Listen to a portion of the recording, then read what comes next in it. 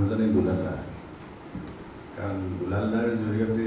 এই যিটো মাধ্যমত কাম কৰি আছোঁ তাৰ চুক কোনখিনি কিছু দূৰ শিকিব পাৰিছোঁ নাটকৰ কথা আগতেতো আৰম্ভণিতে একাংকিকা নাটক বহুত দেখি শুনি কৰি আছিলোঁ পিছত যেতিয়াৰ পৰা দুলালদাৰ সান্নিধ্যলৈ আহিলোঁ তেখেতৰ পৰিচালনা কৰিবলৈ আৰম্ভ কৰিলোঁ তেতিয়া মঞ্চৰ চুক কোন নিজৰ সীমাবদ্ধতাৰে শিকিবলৈ চেষ্টা কৰিছিলোঁ কিন্তু এনেকুৱা নহয় যে শিকিব গোটেইখিনি পাৰিছিলোঁ কাৰণ সকলোৰে গ্ৰহণ ক্ষমতাৰ কথা থাকে সীমাবদ্ধতাৰ কথা থাকে কিছুৱে স্পঞ্জৰ দৰে যি পায় তাকে সুন্দৰকৈ ঘূৰি ল'ব পাৰে কিছুৱে ব্লকিং পেপাৰৰ দৰে মই নিজকে মাজে মাজে বিয়াৰ উপহাৰ পেকিং কৰা কালাৰ গ্লছি পেপাৰ যেন লাগে ইমান ঘূৰি ল'ব নোৱাৰোঁ তথাপি চেষ্টা কৰিছিলোঁ গতিকে আজি মই থিয় হৈ থকাৰ গুৰিতে এই কথাখিনি কোৱাৰ গুৰিতে কিন্তু সেই মঞ্চখন যে চিনি পাইছিলোঁ অলপ চলপ গোটেইখিনি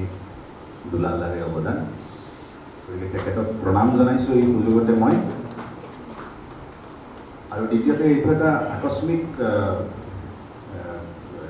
এই কি কয় সংযোগ যে এনেকুৱা এখন ঠাইত তেওঁৰ দ্বাৰা মই এই জাপিটোকে পিন্ধিছোঁ য'ত অচ্যুত লহকৰদেৱৰ স্মাৰক বঁটাটো ল'বলৈ পাইছোঁ কাৰণ সেইটো মাধ্যমতো তেখেতে প্ৰতিষ্ঠা কৰি যোৱা ভ্ৰাম্যমান থিয়েটাৰৰ সেই মাধ্যমটোত মই কিছু বছৰ কাম কৰিছোঁ কিন্তু সেই কৰিবলৈ ওলাই মই তাত কিছু বিচ্যুতি হৈছিল এইকাৰণে যে মঞ্চৰ যিটো চাইণ্টিফিক চাইড লাইনৰ কথা ক'লে দুলালদাই